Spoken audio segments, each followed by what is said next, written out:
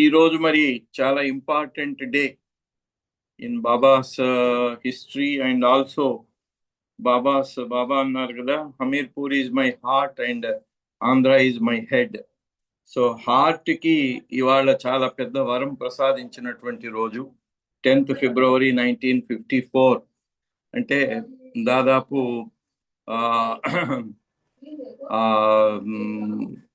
71 సంవత్సరాలు గడిచి పోయాయి అప్పటి నుంచి. So Baba second tour to Hamirpur, మనకు సెకండ్ టూర్ హమీర్పూర్ అవగానే మళ్ళీ ఆంధ్రాకి వచ్చారు. ఆంధ్రాకి ముందు హమీర్పూర్కి వెళ్ళారు. థర్డ్ ఓరాయిలో దిగి అన్ని చూసుకొని లాస్ట్ డే 9th ఫిబ్రవరి సాయంత్రం బాబా మహోబాలో, అంటే మహేవాకు దాదాపుగా ఒక 50 కిలోమీటర్ల ముందు మహోబా డిస్ట్రిక్ట్ హెడ్ క్వార్టర్ అది. అక్కడ అది ఖజురాహోకి 35 కిలోమీటర్ల దూరంలో ఉంటుంది. Mahoba district head quarter, railway station. మహేవాకు వెళ్ళాలనుకుంటే అక్కడ దిగి వెళ్లాల్సి ఉంటుంది, డైరెక్ట్ వెళ్తే హమీర్పూర్ నుంచి కాకుండా. బాబా 9th ఫిబ్రవరి 1954 తన రెండవ హమీర్పూర్ పర్యటన ముగించుకొని బాబా 9వ తేదీ బాబా అన్నాడు, మరి ఆ ప్రయాణాలన్నీ ఎలా చేశారంటే ఎద్దుల బండ్లలో, తర్వాత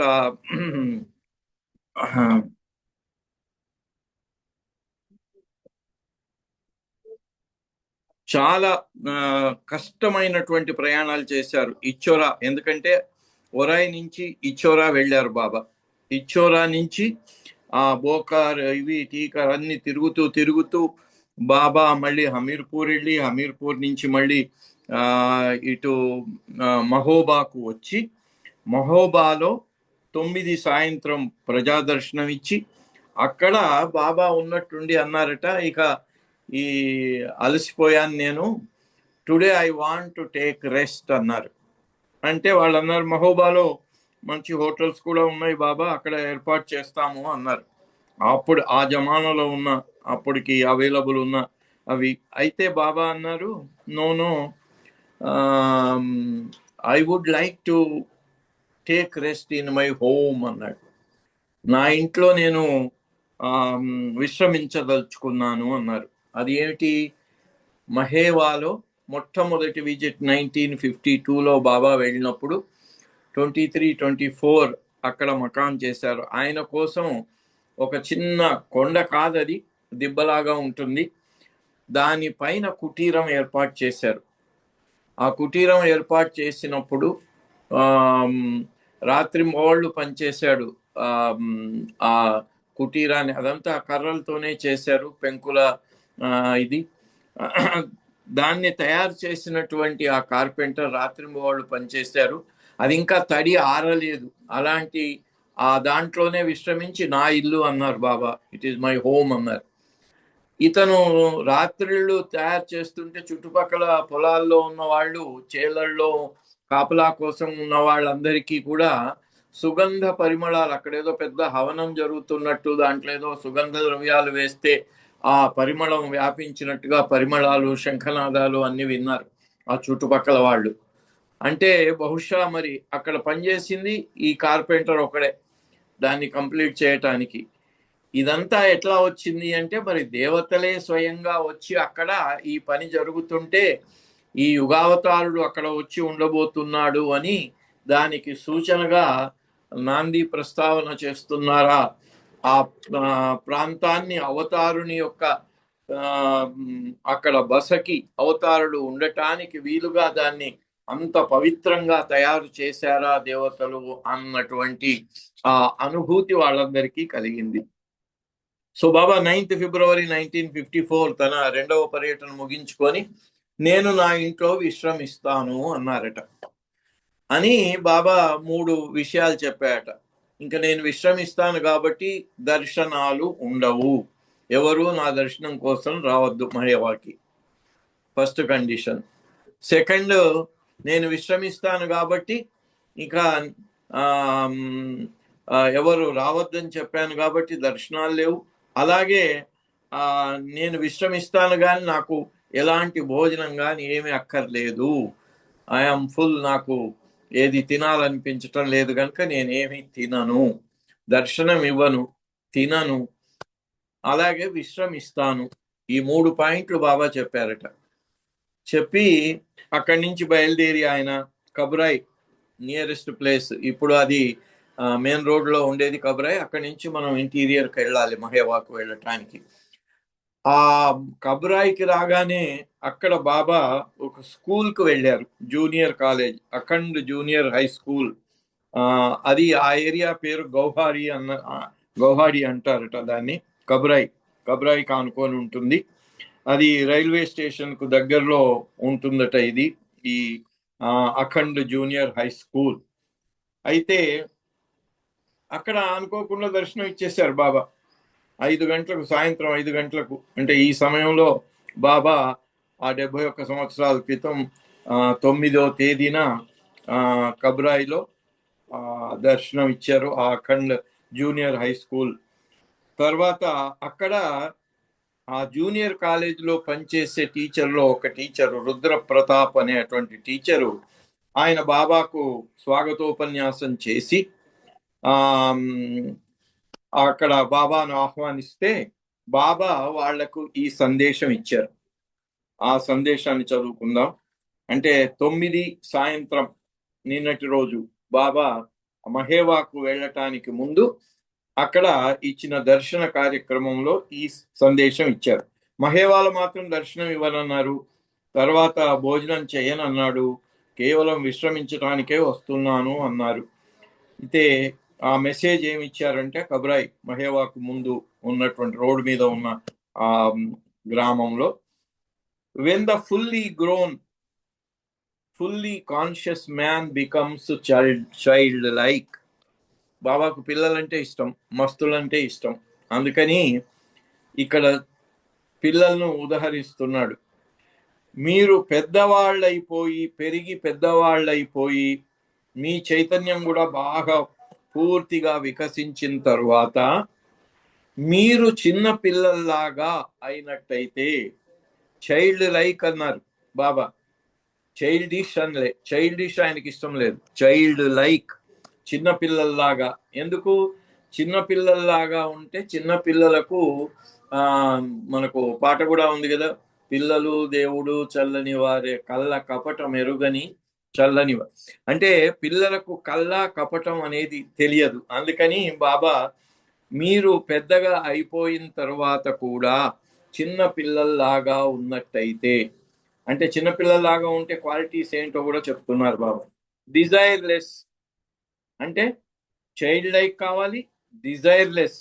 మళ్ళీ చైల్డిష్ అయితే కోరికలు ఉంటాయి, మంకు పట్లు ఉంటాయి, కానీ చైల్డ్ లైక్ అయిపోయి డిజైర్లెస్, కోరికలు లేనివారు అయిపోతే, అండ్ లస్ట్లెస్, కామ లేకుండా కామరహితులై, పిల్లల్లాగా కోరికలు లేకుండా కామరహితులై ఉన్నట్టయితే, he comes nearer to God.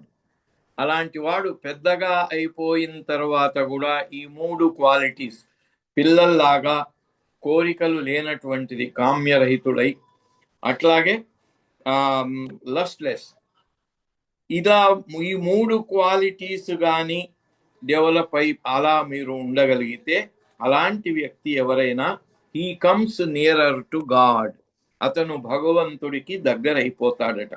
ఈ 3. When I am among children I feel myself to be a child.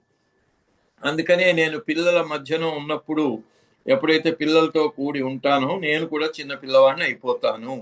ఇక్కడ చెప్తున్నానంటే మనం చిన్న పిల్లవాళ్ళం అయిపోవటం ఎలాగా అనే దానికి, నేను కూడా, అంటే విశ్వానికి ప్రభు అయినటువంటి మన ప్రియతముడే చిన్న పిల్లలతో ఉంటే విసుక్కోడు ఆయన. ఆ చిన్నపిల్లలేంటి అల్లరి చేస్తున్నారు, బయటకు పంపించేయండి అన్నాడు.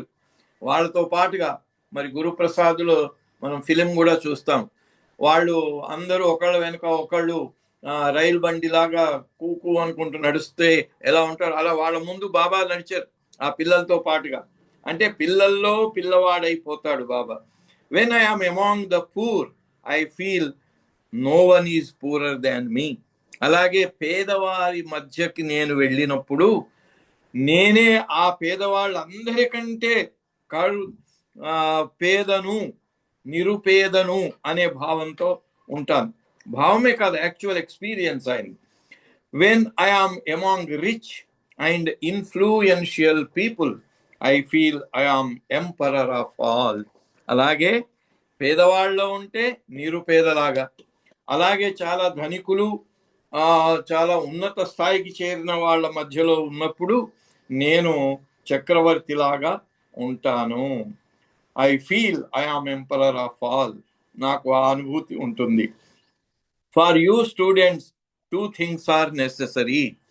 స్టూడెంట్స్కి మీకు 2 విషయాలు చాలా ప్రాముఖ్యము. ఏమిటవి? Honesty and humility. ఆనెస్టీ నిజాయితీ, అండ్ హ్యూమిలిటీ అంటే వినయం. నిజాయితీ, వినయం, ఈ 2 మీరు చదువుకునే పిల్లలకు మీకు చాలా ముఖ్యము. By humility I do not mean modesty. హ్యూమిలిటీకి మోడెస్టీకి బాబా అవతార్స్ కాల్లో కూడా చాలా ఆ వ్యత్యాసం ఏమిటో అది ఏమిటో ఖచ్చితంగా చెప్పాడు. Humility is not modesty. Modesty ఏమిటి అంటే స్టేజ్ మీద నిలబడిన వ్యక్తి చేతులు జోడించి నేను సవినయంగా మీకు మనవి చేసుకుంటున్నాను అన్నాడు అనుకోండి. ఎవరైనా నేను సవినయంగా మనవి చేసుకుంటున్నాను అనటంలో మాటల్లోనే వినయం ఉంటుంది, కానీ మా లోపల హృదయంలో కానీ నడవడికలో కానీ వినయం ఉండదట. దాన్ని మోడెస్టీ అంటారు. నాకు అలాంటి మోడెస్టీ అక్కర్లేదు. I do not mean modesty. మీరు వినయం అనగానే మోడెస్టీ అనుకుంటారేమో, మోడెస్టీ కాదు. But that humility which spreads greatness. కానీ నిజమైన వినయము విద్యా వినయ సంపన్నే అని గీతలో కూడా చెప్తారు. వాడు ఆ వినయము ఉండేవాడు, ఆ భగవద్గీతలో చెప్పిన విద్యా వినయ సంపన్నే అనే శ్లోకంలో ఏమంటారంటే ఆ వినయం ఉన్నవాడు అందరిలో ఉన్న ఏకత్వాన్ని అనుభవిస్తాడట. So if you students realise this much, ఈ 2 విషయాలను మీరు గుర్తించినట్లయితే, then the purpose of my being among you is served. నేను మీ మధ్యకు వచ్చి ఈరోజు మీకు దర్శనం ఇచ్చినటువంటి దీని ఫలితం నెరవేరుతుంది అని బాబా వాళ్ళకి చెప్పి, I give my blessings to you all, మీకందరికీ నా ఆశీస్సులు నేను ఇస్తున్నాను అన్నారు బాబా. ఎందుకంటే పిల్లలంటే ఆయనకు చాలా ఇష్టం. సో అక్కడి నుంచి బాబా మహేవాకి వెళ్ళారు. మరి మహేవాకు ముందుగానే చెప్పారు, నేను విశ్రమించటానికే వస్తున్నాను, అందుకని దర్శనాలు లేవు, ఏమి లేవు అని. బాబా కారులో బయలుదేరి ఆ చిన్న ఎద్దుల బాట దాన్ని కొంచెం సవరించిన దాంట్లోంచి మహేవా గ్రామానికి వెళ్ళారు. మధ్యన ఒక చిన్న ఏరు లాంటిది ఉండేది, అది కూడా దాటి వెళ్లాల్సి వచ్చేది. సో అలా కారు ఊళ్ళోకి వెళ్ళేసరికి బాబా చూశారు, ఇటు అటు 2 వైపులా, దారికి ఇరువైపులా అందరూ చేతులు జోడించి కొన్ని వేల మంది నిలబడ్డారు. ఇదేంటి, నేను దర్శనం ఇవ్వనంటే వీళ్ళంతా ఎందుకు వచ్చారు? బాబా అడిగారు, ఏంటి వీళ్ళంతా ఎందుకు వచ్చారు? నేను దర్శనం ఇవ్వనన్నాను కదా అంటే కేశవ్ అన్నాడు, బాబా మీ దర్శనం కోసం రాలేదు. చూడండి ఆయన కూడా ఎంత తెలివిగా సమాధానం చెప్పారంటే, బాబా వీళ్ళు మీ దర్శనానికి రాలేదు, మీరు ఇక్కడికి విశ్రాంతి కోసం వస్తున్నారని తెలిసింది, చెప్పాం వాళ్ళకి. సో అలా మీరు వెళ్ళేటప్పుడు మీకు ఏ రకంగా మీకు డిస్టర్బ్ చేయకుండా దారి పక్కనే చేతులు జోడించి నిలబడి ఒక్కసారి మీ వదనాన్ని, మీ కాంతిమయమైనటువంటి మీ ముఖాన్ని ఒక్కసారి చూసి ఆ దర్శనం చేసుకుందామని వచ్చి నిలబడ్డారు. వాళ్ళు మిమ్మల్ని డిస్టర్బ్ చేయరు అన్నాడు. ఆ సమాధానం విని బాబాకు చాలా సంతోషమైంది. ఓహో అలాగా, అయితే ఐఎమ్ హ్యాపీ. ఎందుకంటే వాళ్ళు అక్కడి నుంచి కదలలేదు, గుంపుగా బాబా కారు ముందుకు రాలేదు, సరిగ్గా 2 వైపులా 2 వరుసల్లో నిలబడి ఉన్నారు. బాబా వాజ్ ప్లీజ్డ్. అందుకే భగవంతుణ్ణి మనం ఆయనను ప్లీజ్ చేసినట్టయితే, ఆయనను సంతోషింపజేసినట్టయితే ఆయన కృప అలా వర్షిస్తుంది అనమాట. వెంటనే బాబా ఏం చేశాడు, yes I'm going to give darshan, is there any arrangement అన్నాడు. కేశవనారాయణ నిగం ఆయన ఆయన ముందే టెంట్లు ఇంట్లో అన్ని వేయించి పెట్టాడు. బాబా దర్శనం ఇస్తే ఇక్కడికి పిలుచుకొస్తాం, బాబా దర్శనం అంటే కుటీకి వెళ్ళి పడుకొని అంతే. దానివల్ల నష్టమే ఉంది అని ముందుగా ఆ కుటీకి వెళ్ళే దారిలో రైట్ సైడ్ ఊళ్ళో అక్కడ షామ్యానాలు అవి అన్ని వేయించి దర్శనానికి సిద్ధం చేసే పెట్టాడు. వెంటనే బాబా కారడు తిప్పారు, వెళ్ళారు, వెళ్ళి మంచి మీదకి వెళ్ళి కూర్చున్నారు. బాబా దర్శనం అందరూ మొత్తం మంది వచ్చి ఆ పండల కింద కూర్చున్నారు. కూర్చొని వరుసగా అందరూ వచ్చి బాబా దర్శనం చేసుకున్నారు. అలా 9 అయిపోయింది. అక్కడ అందరికి దర్శనం అయిపోయిన తర్వాత బాబా తన కుటీరానికి, ఆ ఊరి బయటనే ఉంటుంది కుటీరం, 7 ఎకరాల స్థలంలో. అక్కడ అడవి ఉండేది, ఇప్పుడు తగ్గిపోయింది అడవి, కానీ అప్పుడు చాలా అడవి ఉండేది దట్టంగా. దాంట్లో బాబా లేచి వెళ్ళిపోబోతుంటే ఆ రోజు ప్రసాదం, మరి బాబా దర్శన కార్యక్రమంలో ప్రసాదం ఇచ్చేవారు. అప్పటికప్పుడు ప్రసాదం ఏం దొరుకుతుంది అంటే అది రేగుపళ్ళ సీజన్. అందరు ఇళ్లలో ఉన్నటువంటి వాళ్ళందరూ బుట్టలలో రేగుపళ్ళు పోగు చేసి పెట్టుకున్నారు. రేగు చెట్ల నుంచి కింద పడిన అన్ని పోగు చేసి పెట్టుకుంటారట. అందరూ ఇళ్లలో ఉన్నాయి అన్ని తెచ్చి అక్కడ కుప్పవేస్తారు. బాబా పిరికడు అందరికీ ఆ రేగుబళ్ళ ప్రసాదం ఇచ్చారు. అక్కడి నుంచి తన దానికి వెళ్తున్నారు. నేను భోంచేయను అన్నాను కానీ నాకు ఆకలిగా ఉంది, భోజనం చేసి పెడతారా అన్నారు. అప్పుడు వాళ్ళు పూరీలు అవి అన్ని, బాబాకి ఏం కావాలో మెత్తగా దాల్ చావల్, బాబాది ఫేవరెట్ దాల్ చావల్ అన్ని చేశారు. పైకి వెళ్ళారు 9 గంటలకి. నేను విశ్రమిస్తాను అన్నారు బాబా. మూడవది ఇక అక్కడికి వెళ్ళగానే బాబా మూడు మారిపోయింది. ఈరోజు నేను విశ్రమించను, కూర్చుంటాను. ఖవ్వాలి అజీజ్ అనే ఖవ్వాల్ని పిలిపించారు. ఖవ్వాల్ గజల్ పాటలు. తర్వాత రాత్రంతా ఇవాళ మనందరం జాగరణ చేద్దాము అన్నారు. జాగరణ కూడా చేశారు. జాగరణ అయిపోయిన తర్వాత బాబా అందరినీ కూర్చోబెట్టారు. అందరినీ బాబా అన్నాడు, అందరికీ కాఫీ నేనే సర్వ్ చేస్తానని కాఫీ తెప్పించి అందరికీ బాబా తన స్వహస్తాలతో కాఫీ పంచారు. ది సేమ్ థింగ్ ఇక్కడ మనకు ఆంధ్ర టూర్లో కూడా 1 మార్చ్ 1954 రాత్రి కూడా జాగరణ చేయించి అందరికీ కాఫీ ఇచ్చారు బాబా. అలాగే ఇక్కడ దర్శనం ఇవ్వనన్నారు, దర్శనం ఇచ్చారు. ప్రసాదం పెట్టారు. అలాగే భోజనం చేయనన్నాడు, అడిగి భోజనం చేయించుకొని తిన్నారు. తర్వాత కొండ మీద విశ్రమిస్తాను, డిస్టర్బెన్స్ ఉండకూడదు అన్నారు. జాగరణ చేద్దామన్నారు. ఖవ్వాలి పాటలు అది అంతా రాత్రంతా సందడిగా ఉంది. ఇక అనుకోకుండా వచ్చిన వీళ్ళందరూ కూడా ఏం చేశారంటే, ఆ రోజు సంఘటన జరిగింది. అక్కడ అందరూ ఆ చెప్పులన్నీ తీసుకొచ్చి ఆ కొండపైకి ఎక్కి దగ్గర అన్ని ఒక చోట పెట్టారు. అందరూ నడుస్తుంటే అడ్డంగా ఉన్నాయట అవి. అప్పుడు కుమార్ ఏం చేశారంటే వాటన్నిటిని కూడా పక్కకి తోసేశారు. పక్కకు తోసేస్తే పెండు వచ్చి కుమార్తో దెబ్బలాడాడు. అదేంటి అలా చేస్తే అందరూ మళ్ళీ వెతుక్కోవాల్సి వస్తుంది, వాళ్ళందరూ వాళ్ళ చెప్పులు అవన్నీ కూడా వరుసగా పెట్టించాలి, కానీ అలా కుప్పలాగా తోసేస్తే ఎలాగా అన్నారు. అంటే వాళ్ళందరినీ ఇక్కడే వదిలేయమని ఎవరు చెప్పారు, వాళ్లే సరిగ్గా పెట్టుకుంటే సరిపోయేది కదా అని ఇద్దరు వాళ్ళు దాని మీద తగులాడుతుంటే బాబా అడిగారు ఏంటి సంగతి అని. ఇలా జరిగింది అంటే అప్పుడు బాబా కూడా తమాషా చేసుకోవటం కోసం అక్కడ హర్జీవన్ లాల్ ఢిల్లీ అతను, ఆయన అడ్వకేట్, ఆయన ఉన్నాడు. ఆయన్ని పిలిచి బాబా అన్నాడు, అయితే వీళ్ళిద్దరు ఎందుకు పోట్లాడుతున్నారు? బాబా వాళ్ళిద్దరికీ ఒక డెసిగ్నేషన్ ఇచ్చాడు. పెండుకేమో కంట్రోలర్, దీనికి అన్నిటికి కూడా ఆయన పర్యవేక్షకుడు, అన్నిటినీ చూసేవాడు, కంట్రోలర్. కుమార్కేమో కమాండర్ ఇన్ చీఫ్, ఆయనేమో కమాండర్ ఇన్ చీఫ్. ఈ హర్జీవన్ లాల్ని పిలిచి బాబా అడిగారు, నువ్వు అడ్వకేటు కదా, చెప్పు, కంట్రోలర్ గొప్పనా లేకపోతే కమాండర్ ఇన్ చీఫ్ గొప్పనా అని అడిగారు.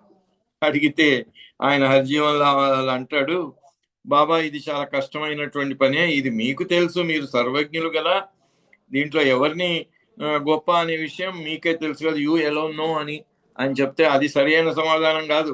నువ్వు లాయర్వి, నువ్వు లాయర్వి, సరిగ్గా సమాధానం చెప్పాలి అంటే ఆయన అన్నాడు మళ్ళీ, బాబా లాయర్లకి డబ్బు ముఖ్యము, ఎటువైపు వాళ్ళు ఎక్కువ డబ్బు ఇస్తే అటువైపే చెప్పేస్తాడు, అందుకని ఆయన మాట డబ్బు మీద ఆధారపడి ఉంటుంది, gives him the most money అని చెప్పి every lawyer is like that అన్నాడు ఆయన.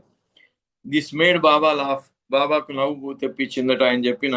సో ఎవ్రీ వన్, ప్రతి వకీలు, ప్రతి లాయర్ అలాంటి స్వభావం కలిగి ఉంటాడు అని జనరలైజ్ చేసి చెప్పేసరికి బాబాకు నవ్వు వచ్చిందట.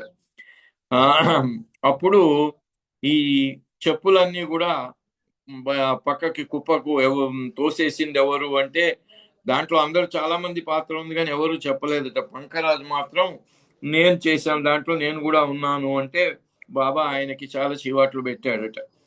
ఓహో, చెప్పినందుకు మంచి ఇదే జరిగింది అనుకున్నాట.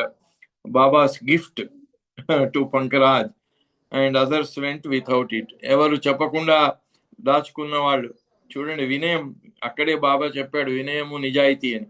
ఆ రెండు పంకరాజ్ చూపించినందుకు ఆయనకు గిఫ్ట్ ఏమొచ్చింది, చీవాట్లు వచ్చాయి. మిగిలిన వాళ్ళు చెప్పకుండా ఉండిపోయిన వాళ్ళకి లేవు, కానీ నిజంగా బాబా చీవాట్లు అంటే అది it is a real gift. So అప్పుడు అందుకని బాబా ఆ హర్జీవన్ లాల్ ను, ఈయన వకీల్ కదా అని చెప్పి అడిగితే ఈయన ఏమి చెప్పటం లేదు, అయితే ఇక్కడ డబ్బు సమస్య లేదు, ఇక్కడ ఫ్రీగా ఆయన్ని ఒపీనియన్ అడుగుతున్నాం కదా, అందుకని the best course is that both embrace each other lovingly and forget all about it. So Baba ఎప్పుడు కూడా ఏ రకమైన తగువైనా, ఏ రకమైనటువంటి విభేదాన్నైనా ఆయన ముగించే పద్ధతి ఏముండేదంటే, ప్రేమగా ఇద్దరు వచ్చి ఆలింగనం చేసుకొని ఆ జరిగిన దాన్ని మర్చిపోవాలి. Forget all about it. ఊరికే పైన ఆలింగనం చేసుకొని లోపల ఇంకా ఇతను ఆయనే గొప్ప అనుకుంటున్నాడని అతన్ని లోపల ఇంకా ఆ భావాన్ని అలాగే కంటిన్యూ చేసినట్టయితే అది క్షమించినట్టు కాదు అని బాబా చెప్పటం జరిగింది. సో ఇక్కడ ఫర్గెట్ ఆల్ అబౌట్ ఇట్ అని చెప్పి వాళ్ళిద్దరిని ఆలింగనం చేసుకోండి అని బాబా చెప్పటం జరిగింది. అప్పుడు పెండు కుమార్ ఇద్దరు కూడా నవ్వుతూ వాళ్ళు చాలా సంతోషంగా ఇద్దరు ఆలింగనం చేసుకున్నారు. A lesson to the Hamirpur workers. దానివల్ల అక్కడ జరిగిన ఆ తగువును ఎలా తీర్చారు బాబా అనేది హమీర్పూర్లో ఉండేటువంటి కార్యకర్తలందరికీ ఇదొక కనువిప్పు, వాళ్ళకొక పాఠం నేర్పినట్టుగా అయింది అని చెప్తున్నారు. అలా ఇక రాత్రంతా కూడా బాబా జాగరణ చేయిస్తూ ఉంటే బాబా సరిగ్గా మధ్యరాత్రి అయిపోయింది, 1:10 ముందు Baba exactly at midnight the repentance prayer was read by Erich. Baba 12 అయిపోయిన తర్వాత ఈరిచ్ తోని రిపెంటెన్స్ ప్రేయర్ చేయించారు. తర్వాత అది ఇంగ్లీష్లో చేశారు ఈరిచ్, రంజు అబ్దుల్లా ఏమో ఉర్దూలో చేశాడు, డాకే ఫాల్కర్ మరాఠీలో రిపెంటెన్స్ ప్రేయర్. ఎందుకంటే బాబా మొట్టమొదటిసారిగా ఇచ్చింది రిపెంటెన్స్ ప్రేయర్. బాబా ఎప్పుడు కూడా రిపెంటెన్స్ ప్రేయర్కు ఆ ఇంపార్టెన్స్ ఇచ్చేవారు. తాడేపల్లిగూడెం ధనపతిరావు నాయుడు ఇంట్లో 60th బర్త్డే షష్ఠిపూర్తి జరిగిన రోజున కూడా ఈరిష్తోనే బాబా రిపెంటెన్స్ ప్రేయర్ చదివి, భగవంతుడు ఎవరో, ఆయన ఎక్కడున్నా ఎలా ఉన్నా ఆయన అడుగుతున్నా, నేను మనందరి యొక్క వీక్నెస్లో అన్నీ కూడా ఆయన క్షమించాలి అని అన్నారు. ఆ రోజు కూడా 25 ఫిబ్రవరి 1954. సో అలా ఇక్కడ మహేవాలో కూడా బాబా ఆ రిపెంటెన్స్ ప్రేయర్ చదివించి 12 గంటలకి అజీజ్ ఖవాల్ ఆయన తన ఖవాలీ పాటల కార్యక్రమాన్ని ఇంకా కొనసాగిస్తూనే ఉన్నాడు. బాబా దానికి మధ్యన ఆపి దానికి ఒక అర్థాన్ని వివరించి చెప్పటం కూడా ఎప్పుడు జరుగుతూ ఉండేది. అలాగే ఆ రోజు కూడా జరిగింది. How can you call me పరమాత్మ? అప్పుడు కుమార్ని అడిగాట బాబా, మీరు నన్ను పరమాత్ముడు అని ఎలా అంటారు, ఎలా అని అడిగితే ఆయన అన్నాడు, కుమార్ చెప్పాట, I only know my Baba and also know that no one is higher than him, even if he be higher than పరమాత్మ, దెన్ ది పరమాత్మ ఈజ్ బాబా. అయితే నాకు బాబా కంటే ఉన్నతుడు ఎవరూ లేరు, బాబానే ఉన్నతుడు నాకు. Even if he be higher than, ఎవరైనా కూడా ఆ పరమాత్ముడి కంటే గొప్పవాడు ఎవరైనా ఉన్నా అతను నా బాబానే అన్నాడు. Baba remarked, I'm touched by this. నాకు దీనివల్ల ఇది నా హృదయానికి టచ్ అయింది. ఎందుకంటే బాబానే ఉన్నతోన్నతుడు అనే విషయం 53లో బాబా చెప్పటం జరిగింది, ఇది 54. సో అయితే అలాగే కైకోబాద్ కూడా బాబా అడిగారు, from my experience I can say that Baba is God. నా అనుభూతి ప్రకారంగా నేను బాబా భగవంతుడని చెప్పగలుగుతాను అన్నాడు ఆయన.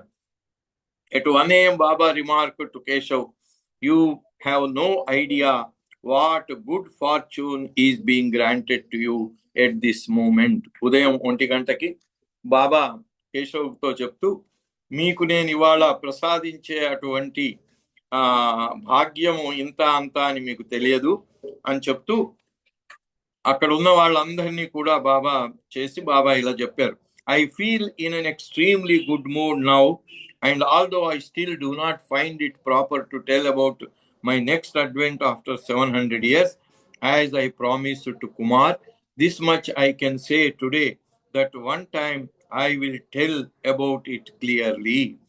700 సంవత్సరాల తర్వాత రాబోయే నా అవతారం గురించి చెప్పటం ఇప్పుడు సమంజసం కాకపోయినా కుమార్కు నేను చెప్తానని చెప్పాను, కాబట్టి ఎప్పుడో ఒకసారి దాని గురించి వివరంగా చెప్తాను. But this much I can say in my present good mode that soon God will make me break my silence, which will mean God manifesting himself, and within a short period humiliation and glorification will come, followed by my violent physical death. I will come back again after 700 years. This much I can say now. నేను మౌన విరమణం త్వరలోనే చేస్తాను. దాని తర్వాత నాకు అవమాన దశ, నా వైభవం అన్నీ జరుగుతాయి. ఆ తర్వాత నా భౌతిక దేహ త్యాగము ఇవి జరుగుతాయి. I will come back again after 700 years. నేను 700 సంవత్సరాల తర్వాత మళ్ళీ వస్తాను, అంత మాత్రమే ఇప్పుడు చెప్తున్నాను అని చెప్పారు. అప్పుడు బాబా ఎప్పుడైతే ఈ విషయం చెప్పారో అందరికీ కన్నీళ్ళు వచ్చాయట. Brought tears to the eyes of some and raising his hand after running his finger on the alphabet board. సరిగ్గా 10th February 1954 ఈ రోజు ఉదయం బాబా ఇలా ఈ తన 700 సంవత్సరాలు మళ్ళీ వస్తాను, మౌన విరమణ, అవమాన దశ, వైభవం ఇవన్నీ చెప్పే అందరూ కన్నీళ్లు పెట్టుకొని ఆ మూడ్లో ఉన్నప్పుడు బాబా అప్పుడు running his finger on the alphabet board అక్షర ఫలకం మీద తన వేళ్లను వడివడిగా కదిలించి ఆయన దాని మీద ఇలా చూపించాడు, అవతార్ మెహర్ బాబా కీ జై అని చూపించారు. So all took up the declaration repeating it several times. అందరూ కూడా అవతార్ మెహర్ బాబా కీ జై అని వచ్చారు. అంటే ఇదే బాబా 10th February 1954 మహేవాలో తన కుటీరం నుంచి తన అవతారత్వాన్ని ప్రకటించిన టైం అది. బాబా ఎన్నోసార్లు ఉపాసిని మహారాజే ఆదిశక్తి అవతారుడివి అన్నారు. అలా అన్ని అయినా కూడా తన అంటే మెహర్ బాబా పేరుకు ముందు అవతార్ అనేది స్థిరపడింది ఈ 10 February 54 తర్వాత గనక ఆ రోజున డిక్లరేషన్ ఇచ్చింది అక్కడ అనేటువంటిది బాబా జీవిత విశేషాల్లో ఒకటిగా మనం చెప్పుకోవటం జరుగుతుంది. అలా this was the first time that Baba himself had spelled on the board. ఎందుకంటే తన అక్షర ఫలకం మీద అవతార్ మెహర్ బాబా కి జై అనేటువంటి మాటలను అదే ఆర్డర్లో ఆయన చూపించింది. తర్వాత కుడి చేయి పైకెత్తి అలా చూపించి కుడి చేయి పైకెత్తారు. ఆ పైకెత్తటంలో అప్పుడు అవతార్ మెహర్ బాబా కి జై అని అందరూ అరవటం, అది అవతార ఘోషణ.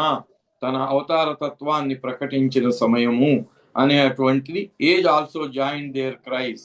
బాబుజీ అంటాడు ఆ యుగం, ఈ యుగం కూడా దాంట్లో కలిసింది.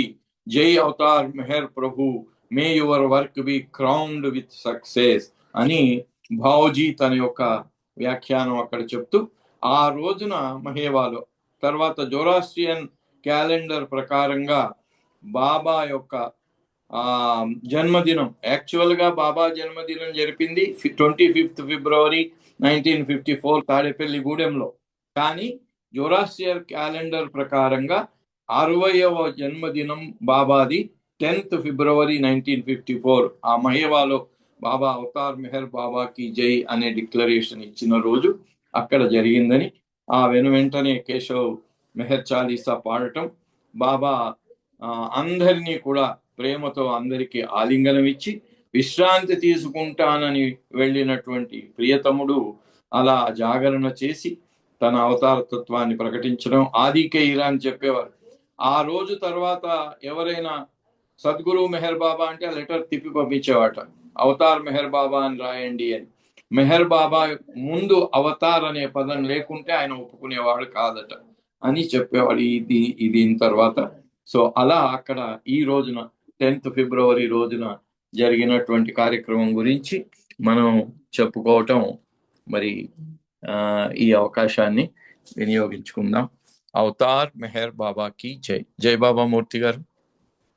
జై బాబా అండి రామకృష్ణ గారు. చాలా చక్కటి విషయాలు అవతార్ డిక్లరేషన్ గురించి. అంటే నేను చెప్తే ఎంతైనా తక్కువగా ఉంటుంది, అంత చక్కగా అద్భుతంగా కళ్ళ కట్టినట్టుగా. ఎందుకంటే మీతో పాటు మీ అందరం అక్కడికి రావడం జరిగింది. మీరు అది పువ్వుని దండతో ఒకదానితో ఒకటి ఎలా లింకప్ చేస్తారు, ఆ విధమైన విషయాలన్నీ కూడా మీరు పోసుకొచ్చినట్టు మాకు చెప్పారు. సో ఇప్పుడు అది పిక్చరైజేషన్ అవుతూ ఉంది అనమాట. అంత అద్భుతంగా చెప్పారు. మరి ఇంతకంటే నేను ఇంకా చెప్పలేను. జై బాబా. జై బాబా. జై బాబా. జై బాబా అండి. జై బాబా.